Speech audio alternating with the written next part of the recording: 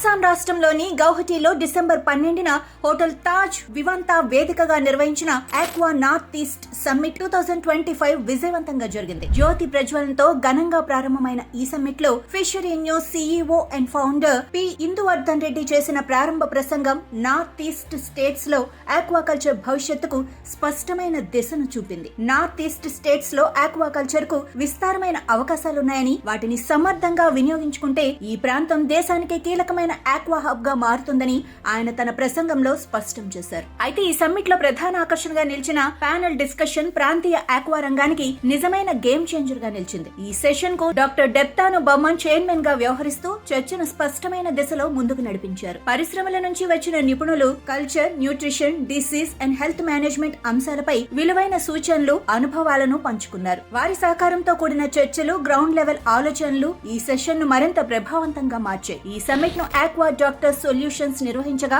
Fishery news co organiser and media partner గా వ్యవహరించింది. North east ప్రాంతంలో ఆక్వాకల్చర్ అభివృద్ధికి ఈ సమ్మిట్ ఒక ముఖ్యమైన మైలురాయిగా నిలిచిందని నిర్వాహకులు పేర్కొన్నారు. ఈ సందర్భంగా ఆక్వా నార్త్ ఈస్ట్ ఎక్స్పో 2026 కోసం కర్టెన్ రైజర్ ను కూడా ఆవిష్కరించారు. ఇది భవిష్యత్ ఆక్వాకల్చర్ ను ఇన్నోవేషన్, ఆధునిక సాంకేతికతలు, కొత్త అవకాశాలను ప్రదర్శించనున్న వేదికగా నిలవనుందని నిర్వాహకులు తెలిపారు.